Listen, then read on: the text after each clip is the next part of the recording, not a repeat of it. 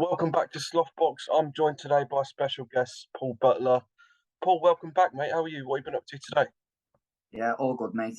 Busy day today. Down in Bolton, training in Joe's gym.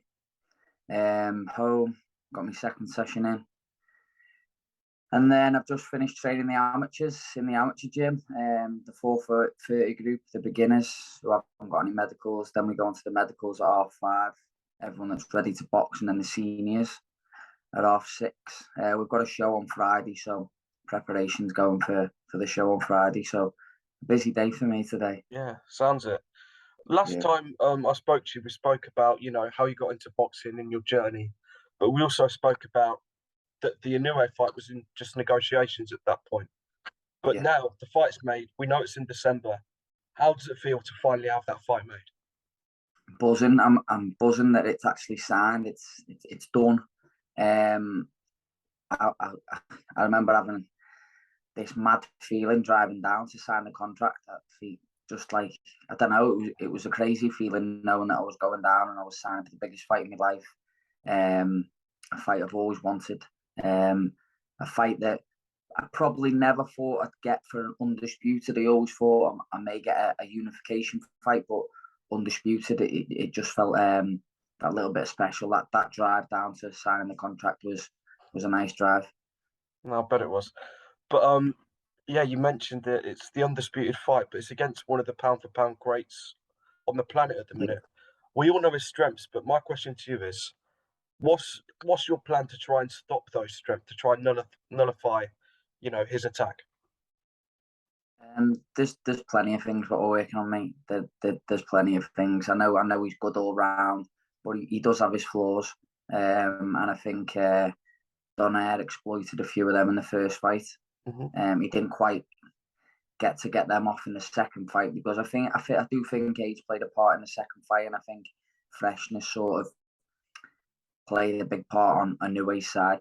The fight was 3 years later than the previous fight, which everyone seems to forget. Everyone thinks it was pretty much straight after it weren't. It was 3 years. It's a long time, especially a long time for Nonito. I think he was touching 40 at the time. So if you do look at the first fight, and you sit there and you watch it as a boxing fan, and you're trying to pick holes in it, there is a few holes in there, and we will be trying to exploit that. Well, you are going to Japan, and it will be in front of 15,000 Japanese fans. Are you looking forward to that tasty atmosphere? Because it's going to be one heck of a night, mate. Yeah, I'm looking forward to it. I'm not sure about a tasty atmosphere because they seem to just all sit there and just go. But, do you know what I mean? I think atmospheres over here in the UK is a lot better. I'd have loved it over here, or even in the States. I'd have loved it in America as well. Because fight fans are a little different over here and over in America. It's a little bit more chilled over there in Japan. But you will have a big crowd of my lot going over.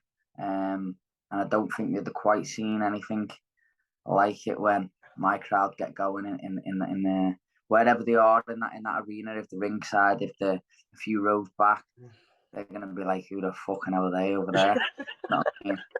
But it's gonna get it should get nice and lively in there as the first bell goes.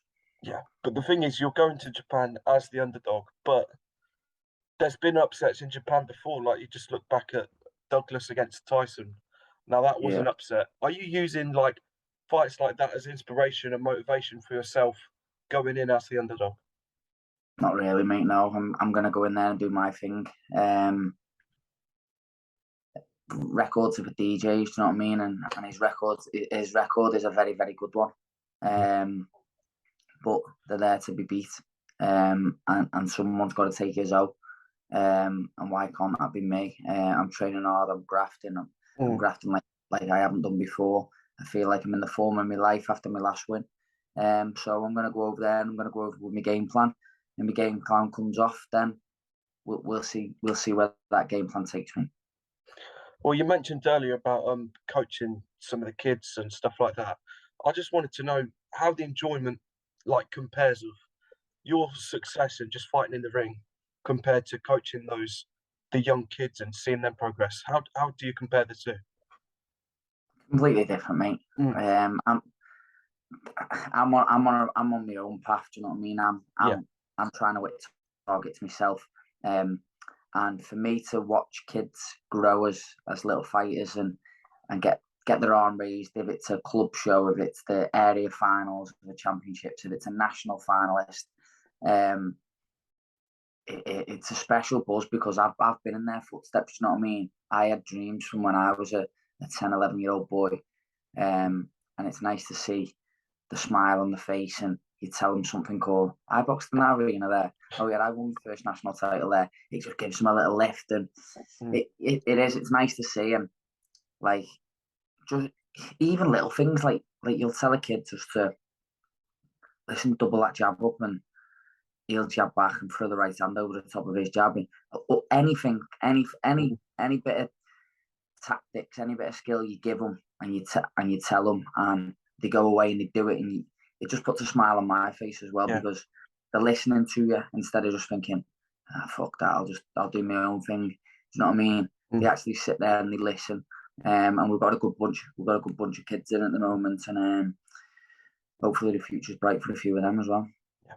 But now being a coach yourself, do you think that's maybe changed the way you will approach a fight? Because obviously you're coaching these kids, you're looking at it from a complete different perspective.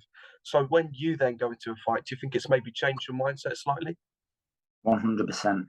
Since me becoming a coach, it's changed the way I box, not so much the way I box. I'll always have my style, but it's tightened me up in certain aspects. Like Joe says to me, throw a jab like you're teaching the kids.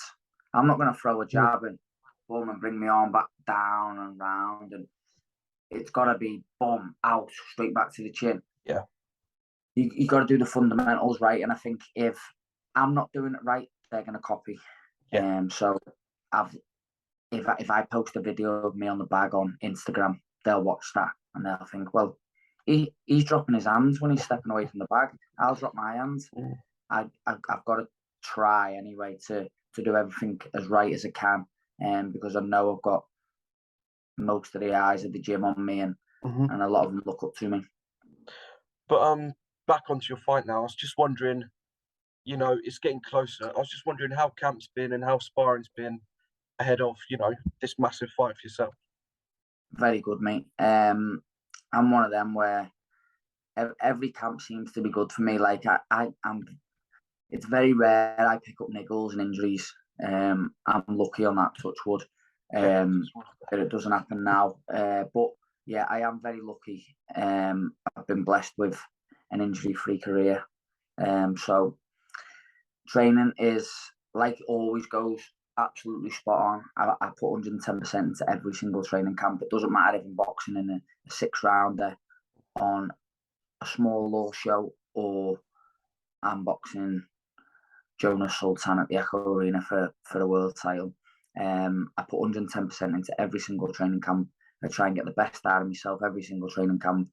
But when you've got undisputed on the line and defending a world title, them runs that you don't really want to go for sometimes, I haven't had that feeling yet where I think, oh, I'm too tired, I can't be bothered with that run, because I'm just getting up with a smile on my face and I'm training with a smile on my face, which is a nice feeling, because sometimes, like I say, sometimes you can't be bothered getting off the couch at 7 o'clock and going to do your second session or your third session. But no, I've enjoyed it. I've enjoyed it a lot, and long may that continue through this camp. We all know about Inoue's power, but for me, I just want to hear from you. How do you see victory for yourself in December?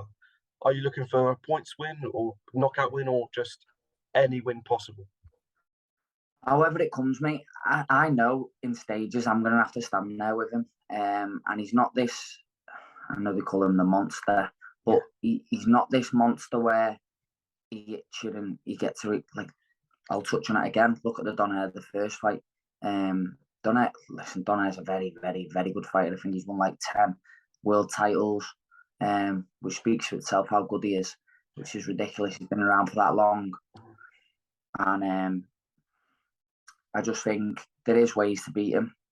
And I think if I can get my tactics right on the night, I will beat him. And I wouldn't have signed a contract if I didn't believe I could beat him. But I know I've got to be on my game for 36 minutes of that whole entire fight. A switch off, lapse in concentration at any point.